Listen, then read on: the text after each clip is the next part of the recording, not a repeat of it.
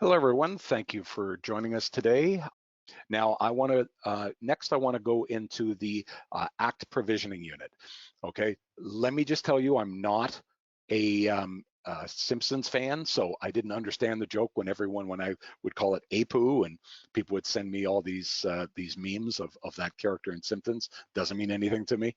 But APU stands for ACT provisioning unit or utility. Utility, and here is a blog that you can go to learn all about it after this demo, but we'll cover this. Again, much like KCM, the Keystroke Contact Manager, this utility is meant to support people migrating to the cloud because we are convinced that that's the best ACT experience and it's the best ACT value. Okay, so Christopher, how does this benefit those that are working with remote databases? I'll tell you how it benefits, Christopher. That's a good question. Right now, if you subscribe to ACT Premium Cloud, okay, you can, let's say there's 10 users, okay, 10 users, they all get web access. However, you may want to have remote desktop users, like you described, have the desktop sync client, okay?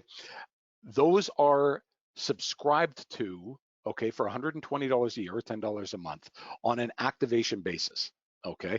Historically, that's been on a user basis and you had to buy them for all users, even if they weren't using them, okay? So as of Valentine's Day, just last week, they switched it to an activation base and you can order a custom quantity of desktop syncs.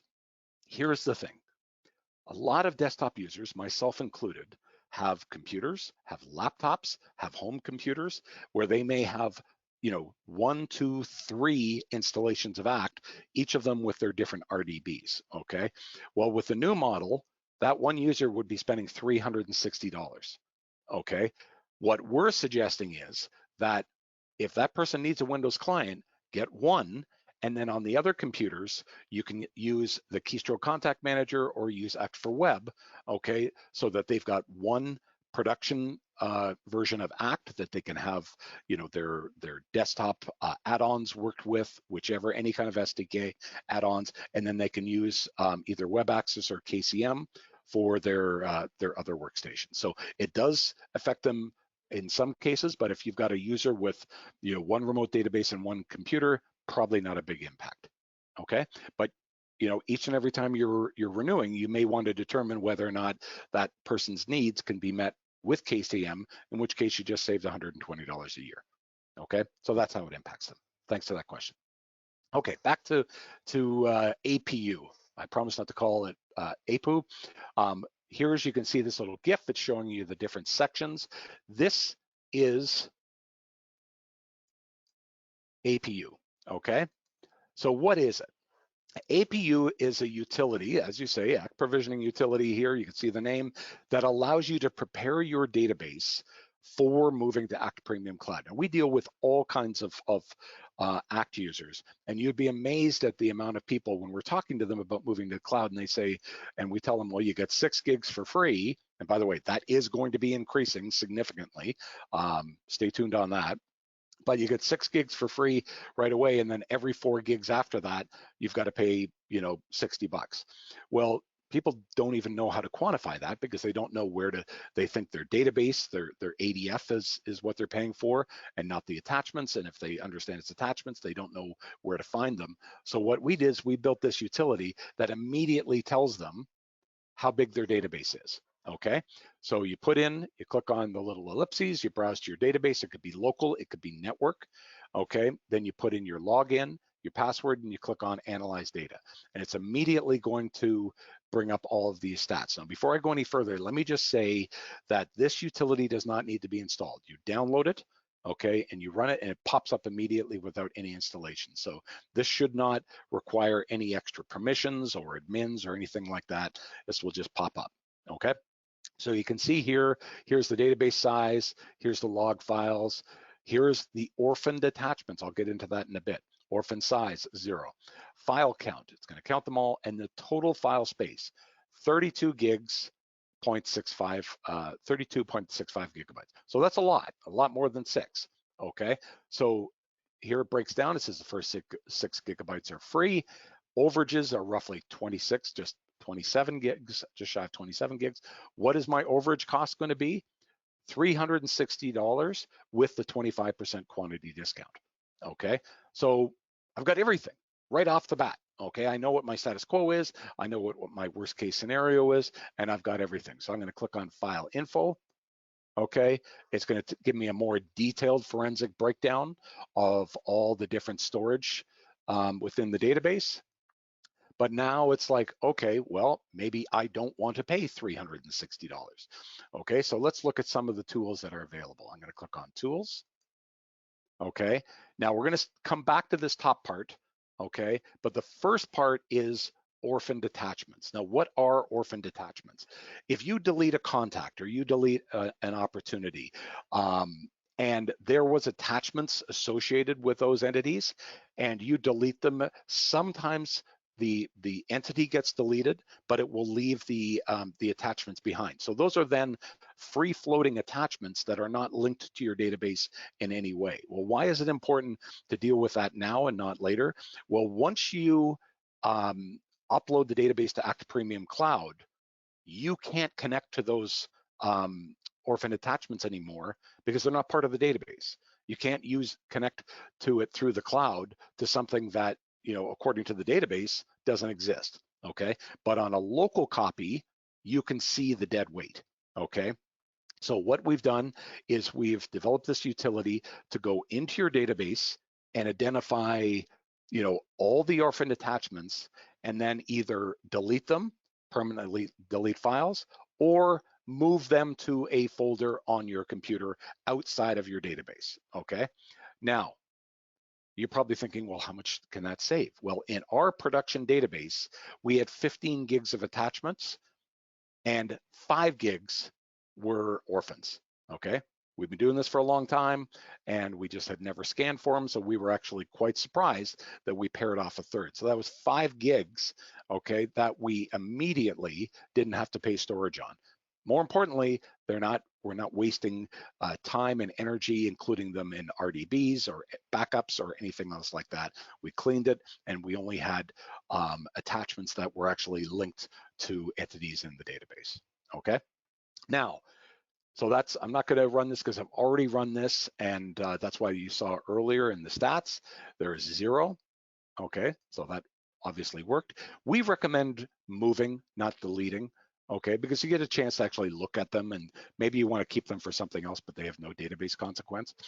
But the convert shortcuts was something that we actually had a request for, and I was really surprised we didn't think of this before, but over time, and time is always an issue, all ACT users, they come to us and they're always happy to tell us how long they've been using it, and that's great, and we're glad we sell and support a product with such loyalty. But over time, people don't travel light, okay? They build up attachments and it becomes quite a hefty database. So sometimes people will do things like, instead of adding an attachment to the database, they will add it as a shortcut to some kind of network resource. Okay, so what that means is, and I can actually show you here.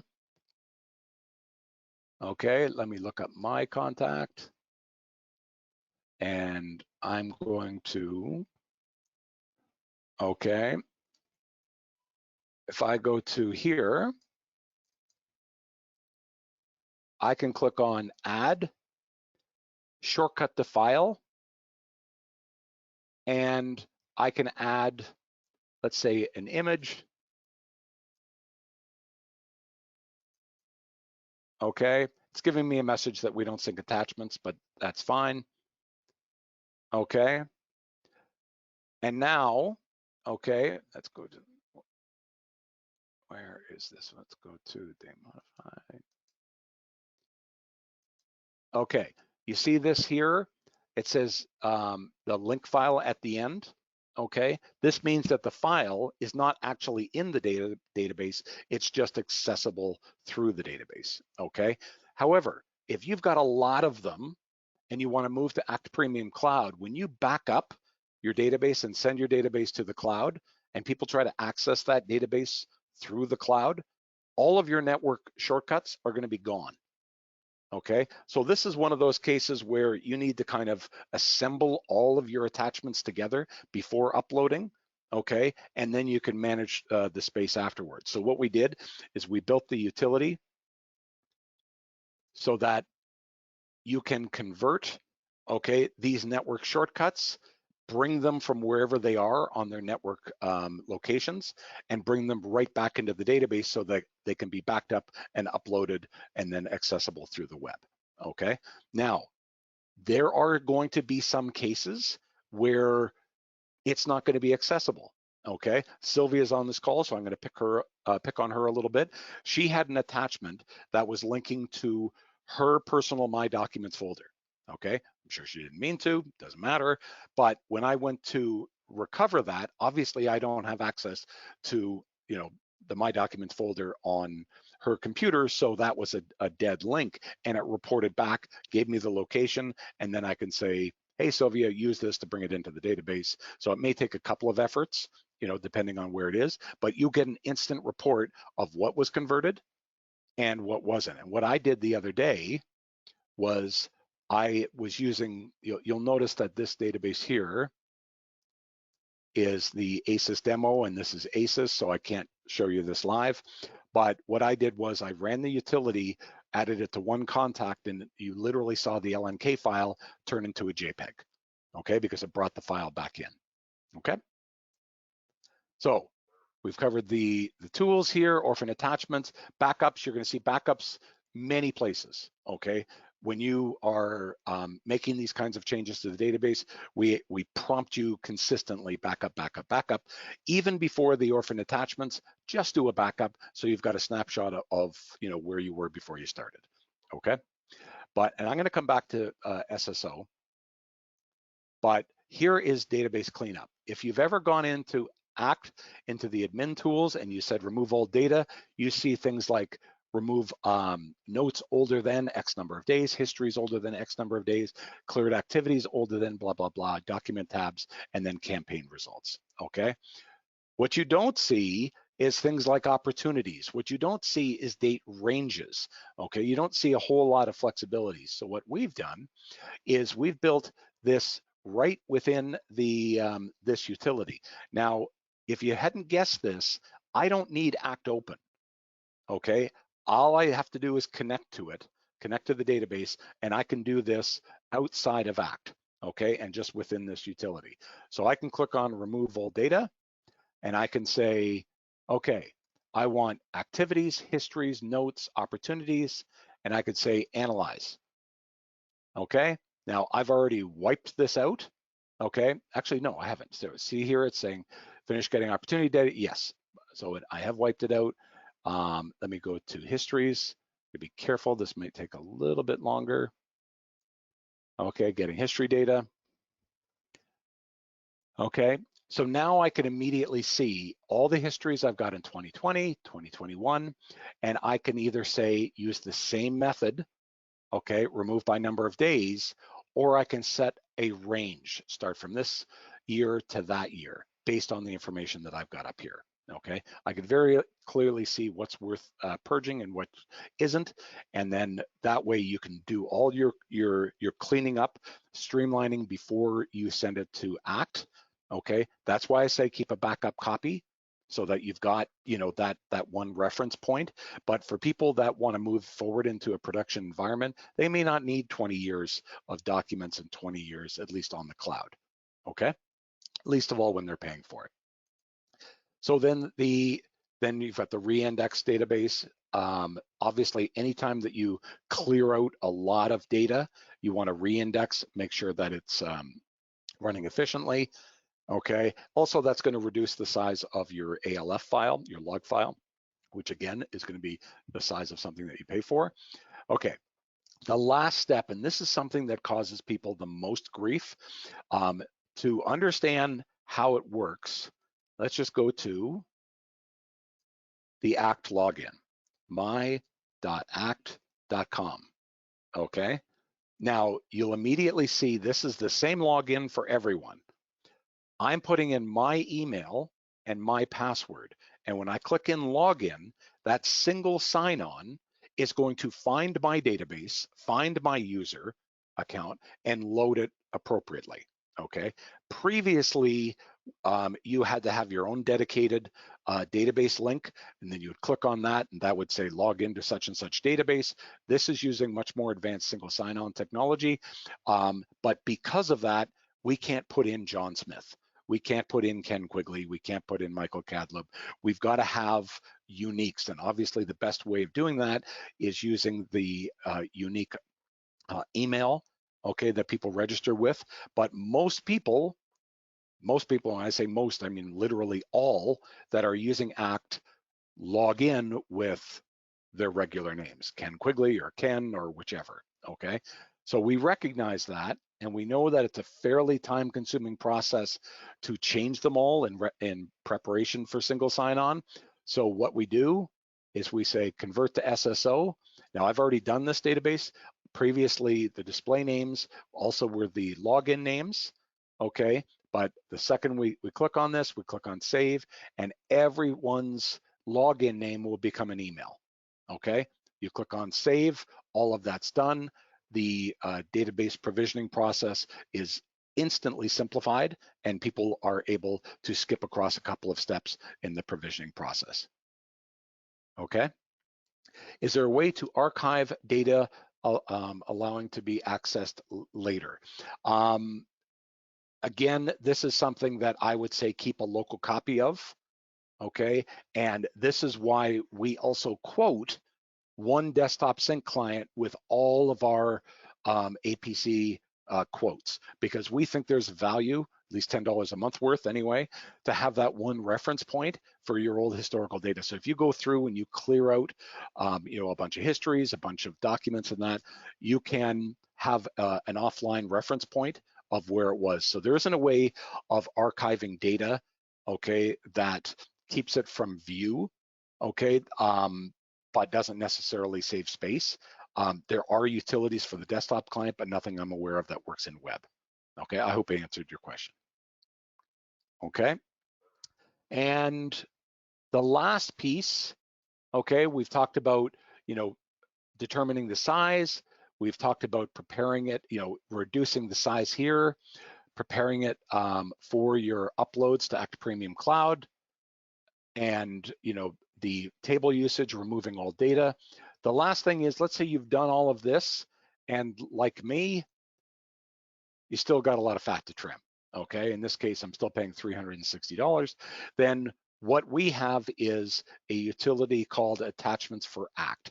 This is a separate program, okay? It's not part of APU, we're just surfacing it so people are aware of it.